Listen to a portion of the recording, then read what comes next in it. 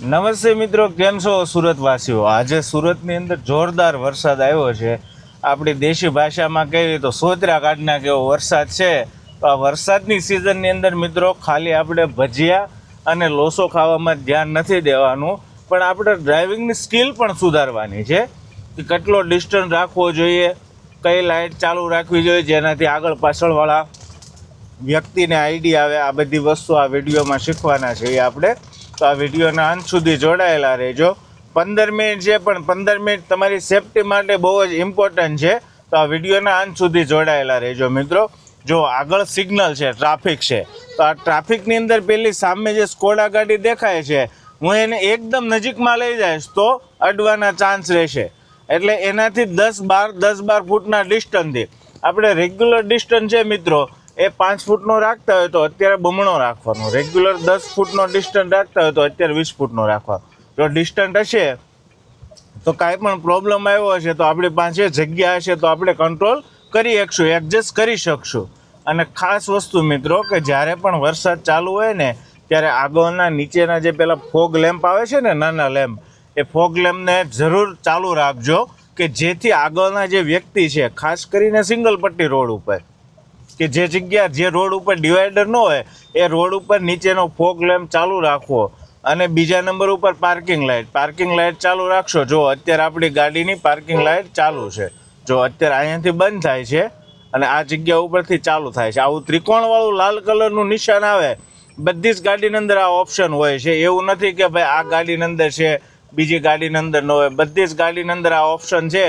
તો આને ચાલુ કરી દેવાનું. આને હેઝર્ડ લાઇટ કહેવામાં આવે છે અથવા તો પાર્કિંગ લાઇટ કહેવામાં આવે છે. આ ચાલુ કરશો ને મિત્રો એટલે ચારેય બાજુના ઇન્ડિકેટર છે એ બ્લિંક થશે. એટલે ધુમ્મસ હશે, વરસાદ ફૂલ આવતો હશે તો પાછળથી આવતી ગાડીને આઈડિયા રહેશે કે આગળ ફોર વ્હીલર ચાલી જાય છે. કેમ કે અત્યારે એટલું બધું વિઝન નથી હોતું મિત્રો. ખાસ કરીને વરસાદની સિઝનમાં ફૂલ વરસાદ આવે છે તો અત્યારે મને જ દેખાવાની જે ક્ષમતા છે એ 200 ફૂટ સુધીની છે, 200 મીટર સુધીની નથી. રેગ્યુલર જ્યારે આપણે ઉનાળો હોય છે, શિયાળો હોય છે, જ્યારે ક્લીન વાતાવરણ હોય છે ત્યારે આપણું વિઝન હોય છે 200 મીટરનું હોય છે, પણ અત્યારે ખાલી 200 ફૂટ જ દેખાય છે. તો આ વસ્તુને ખાસ કરીને ધ્યાન રાખવું જરૂરી છે. અને બીજા નંબરમાં મિત્રો કે જે આ સાઈડનો મિરર છે એ મિરરની અંદર તમારે એક સાદું કપડું રાખવું પડશે અથવા તો તમારે ડિસ્ટન્સ ઉપર. જો હું અત્યારે છું તો મને સાઈડના મિરરમાં નથી દેખાતું, સાઈડના કાચમાં પણ નથી દેખાતું, તો હું આ વ્હાઇટ પટ્ટી છે એને ખાસ ફોલો કરીશ. અત્યારે ચોમાસાના સમયમાં આ વ્હાઇટ પટ્ટીની બહાર નહીં ચાલુ, અધવશ્ય નહીં ચાલુ, તો આગળથી જે સાઈડથી વાહન આવતા હશે ઇઝીલી નીકળી જશે. હવે થશે એવું મને પાછળનું દેખાતું નથી અને હું આ વ્હાઇટ પટ્ટી છે એની બહાર ચાલીશ ને પાછળથી કોઈ વાહન નીકળવા જશે તો અકસ્માત થશે. અથવા તો તમે કોઈ એવું સાદું કપડું સાથે રાખો કે તમને કાચમાંથી એકદમ ક્લિયર દેખાય. કદાચ દેખાશે તો બી 20-30% દેખાશે, 20થી 30% દેખાશે, પણ એકદમ ક્લિયર કોઈ ગાડીમાં નહીં દેખાય. એટલે ખાસ આનું ધ્યાન રાખજો. સાઈડની અંદર અત્યારે એટલું બધું ક્લિયર નહીં દેખાય. અને ત્રીજા નંબરમાં કે ગાડીની સ્પીડ તમે જે રેગ્યુલર ચલાવો છો, માની લો કે રેગ્યુલર તમે 70ની સ્પીડ પર ગાડી ચલાવો છો તો અત્યારે 50ની સ્પીડ પર જ ગાડી ચલાવો. અત્યારે તમે સ્પીડમાં ગાડી ચલાવશો ને તો અચાનક કોણ ક્યારે આવી જશે. અને મેં તમને જેમ કીધું એ પ્રમાણે કે અત્યારે આપણને જે દેખાવાની ક્ષમતા છે એ 200-300 મીટરની નથી, 200 ફૂટની જ છે, 100-200 ફૂટની જ છે. એટલે કોઈ અચાનક 4 રસ્તેથી આવી જશે તો પ્રોબ્લેમ થઈ શકશે. એટલે અત્યારે ગાડીની સ્પીડમાં બહુ એટલે બહુ ઓછી રાખો. માઇનર કોઈ ઇમરજન્સી હોય તો ઇમરજન્સીનો પણ કોઈ સોલ્યુશન કરીને રસ્તો કાઢો, પણ વરસાદની અંદર ગાડીને સ્પીડથી નહીં ચલાવો. જો અત્યારે આ રિક્ષા છે, રિક્ષાનું ટાયર નહીં બતાવતું એટલું પાણી ભરાઈ ગયું છે બધી સાઈડમાં. હવે આવી જગ્યા હોય ને ઓલું હોય. અને એક તો ખાસ એક માનવતા પ્રમાણે કે ફોર વ્હીલ જે કોઈ લોકો ચલાવતા હોય ને તો સવારમાં સિટીની અંદર કોઈ ઓફિસ પર જતું હોય છે, કોઈ કામ ધંધે જતું હોય છે, એના ડ્રેસ કોડમાં જતા હોય છે, અને આપણે ફોર વ્હીલ લઈને જાવીએ અને સ્પીડથી બાજુમાં હોમ લારામ જવા દેવી અને પાણી આખું ઉડાડવી. એ વ્યક્તિ જે હોય કોઈ પ્રસંગમાં જતું હોય અથવા તો કોઈ વ્યક્તિ નોકરી ઉપર જતું હોય ને એના આખા કપડાં બદલી ભીના થઈ જાય. આપણે જોઈએ તો આપણે કપડાં ભીના થઈ જાય તો આપણને કેમ દિવસમાં નહીં સેટિંગ આવે, તો આપણે સામેવાળા વ્યક્તિનું પણ વિચારવાનું ને. એટલે ક્યારેય પણ તમે ટુ વ્હીલની બાજુમાં અથવા તો કોઈ વ્યક્તિ ચાલીને જાય છે એની બાજુમાંથી ફૂલ સ્પીડથી ગાડી નહીં ચલાવો. કદાચ તમે સ્પીડથી ગાડી ચલાવો છો પણ કોઈ વ્યક્તિ ચાલીને જતું અથવા તો ટુ વ્હીલ આવતી હોય ત્યાં આપણે ગાડીની સ્પીડ ધીમી કરી નાખો કે જેથી આપણું ગાડીના ટાયરનું પાણી એટલું બધું ઉડે અને એ લોકો પલ્લે નહીં ને એ પ્રમાણે ગાડી ચલાવો. પ્લસ બીજા નંબરમાં જો અત્યારે ટુ વ્હીલવાળા વ્યક્તિઓ જાય છે, ભૂલ કરે છે, ત્યાં એટલું બધું પાણી પડ્યું છે, પાણી ભરેલું છે, છતાં ઉતાવળ કરવા માટે. નકર આ બાજુ જુઓ તો જમણા હાથ ઉપર તમે જુઓ તો ત્યાં પાણી નથી, રોડનો ઢાળ આવી રીતનો છે. તો ત્યાંથી 2 મિનિટ 2-3 મિનિટ ઊભા રહી જાય અને આ બાજુથી ચલાવે તો કોઈ પ્રોબ્લેમ નથી. પણ જલ્દીમાં ત્યાંથી ચલાવશે પછી ગાડી બંધ થઈ જશે ને પછી હાવ ધક્કા મારવા પડે. એના કરતાં પહેલેથી જ આપણે સેફ સાઈડમાં ચાલવી કે જે જગ્યાએ પાણી નથી એ જગ્યા ઉપર જ ચલાવવી. હા, બાય ચાન્સ 4 વ્હીલ છે અને તમે નોર્મલ વચ્ચે સેન્ટરમાં ચલાવો છો તો એ બેસ્ટ છે. અત્યારે આપણે સેન્ટરમાં ચલાવવી છે. આ બાજુ જગ્યા ખાલી રાખી કે કોઈ ટુ વ્હીલવાળું વ્યક્તિ અહીંયાથી ચાલી શકે. આ બાજુ ડાબી બાજુ પાણી ભરાણું છે એટલા માટે. એટલે આવી બધી નાની ટિપ્સ છે. પણ ચોમાસાની અંદર તમે જો આને ધ્યાનમાં રાખશો તો તમને ડ્રાઇવિંગ કરવું સહેલું રહેશે. અને જો આ બધી વાતનું ધ્યાન નહીં રાખો તો ક્યારેક અકસ્માત પણ સર્જાઈ શકે છે.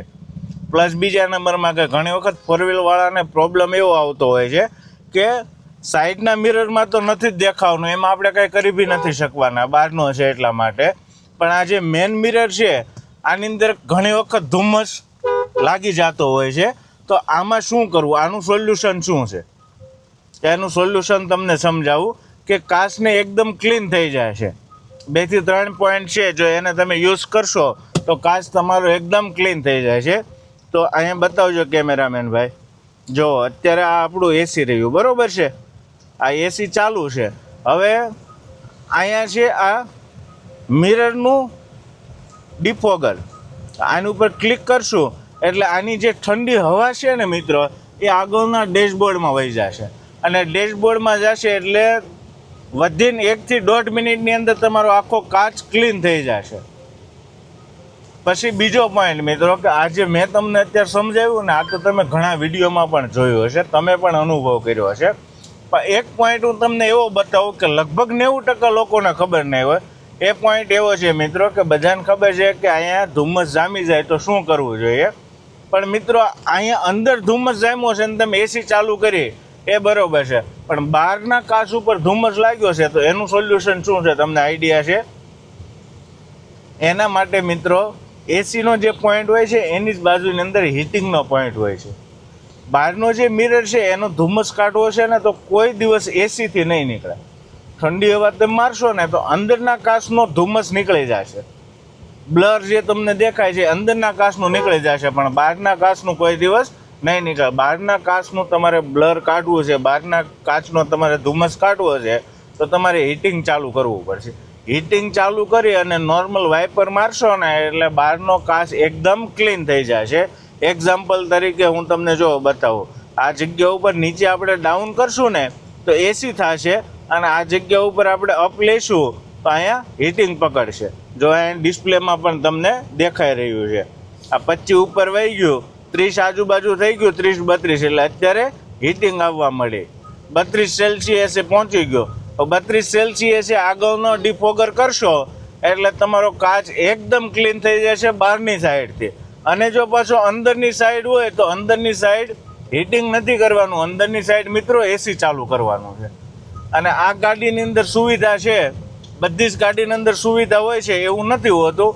પણ જો પાછળનો ડિફોગર છે, પાછળનો જે મિરર છે એની અંદર ક્લિયર નથી દેખાતું તો પાછળનો ડિફોગર આ જગ્યા ઉપરથી ચાલુ થાય છે, તમે જોઈ શકો છો. ફ્રન્ટ ડિફોગરની બાજુમાં પાછળનો ડિફોગર છે, એ ચાલુ કરી દીધો એટલે ત્યાંનું પણ આપણને એકદમ ક્લિયર દેખાશે. જો આ પાછળ બસ હાલી આવે છે, જો એટલું બધું ધુમ્મસ છે તો મને નથી દેખાવાની, પણ એને ચાલુ કર્યું છે હમણાં 5 થી 7 મિનિટની અંદર, સોરી 2 થી 3 મિનિટની અંદર એ કાચ એકદમ ક્લિયર થઈ જશે. અને કાચ ક્લિયર થઈ જશે તો મને પાછળનું વાહન એકદમ ક્લિયર દેખાશે. હવે મિત્રો આપણે સમજીએ કે વાઇપરનો કંટ્રોલ કઈ રીતે થાય છે. આપણી આ ગાડી છે અત્યારે એ એમજી વિન્સરની છે. બધી ગાડીની અંદર સેમ જ હોય છે, પણ કોઈ બાજુ જમણી બાજુ હોય છે વાઇપર એસેમ્બલી, કોઈ બાજુ ડાબી બાજુ હોય છે. હવે માની લો કે આ એમજી છે તો એમજીમાં જમણી બાજુ છે, સ્કોડા ગાડીની અંદર જમણી બાજુ આવે, પછી વેન્ટો જે પેલી વોલ્ક્સવેગન આવે છે એમાં જમણી બાજુ આવે, બાકી રેગ્યુલર જે મારુતિ છે, ટાટા છે એ બધામાં ડાબી બાજુ આવે, કિયા છે. તો આપણે આને સમજીએ કે આ કઈ રીતનો કંટ્રોલ કરે છે. ખાસ કરીને આને ચોમાસામાં આનો બહુ જ જરૂરિયાત પડે છે, આનો યુઝ ચોમાસામાં વધુ હોય છે. જો અત્યારે ઓફ ઉપર છે, બરોબર છે. હવે આ છે મિસ્ટ, એની ઉપર કરશું તો જ્યાં સુધી બસ આપણે પકડી રાખશું ત્યાં સુધી બસ વાઇપર ચાલશે. એને મૂકી દઈશું એટલે વાઇપર બંધ થઈ જશે. જો હવે મૂકી દીધું, બંધ થઈ ગયું. હવે અત્યારે આવે એવું ઓફમાં. હવે એને એક પોઈન્ટ નીચે લઈશું એટલે આ ઓટોમાં જશે.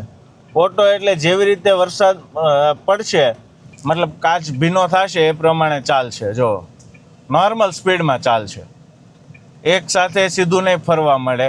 જેમ પાણી પડશે, જો આ કાચ છે એ બ્લર થયો એટલે વાઇપર ચાલુ થઈ જાય છે. પછી ત્રીજો પોઈન્ટ છે એ છે લોનો. આ લો ઉપર લેશું એટલે ઓટોમેટિક એની રીતે ફર્યા કરશે. આ નોર્મલ વરસાદ માટે છે. અને એનાથી એક પોઈન્ટ નીચે લેશું આપણે મિત્રો એટલે આવશે હાઈ. જો આ હાઈ પોઈન્ટ આવ્યો, આ હાઈ પોઈન્ટની અંદર આપણે કરશું ને એટલે સ્પીડથી ફરશે. જો અત્યારે ફૂલ સ્પીડથી ફરે છે વાઇપર. આવી રીતે આ વર્કઆઉટ કરે છે વાઇપર એસેમ્બલી. અને એની બાજુમાં જે છે આ બટનને આપણે કરશું પહેલાં ઓફ કરી નાખીએ અને બટન કરશું. બટનને જેટલી વાર દબાવી રાખશો એટલી વાર પાણી આવશે અને પાણીની સાથે વાઇપર ચાલશે.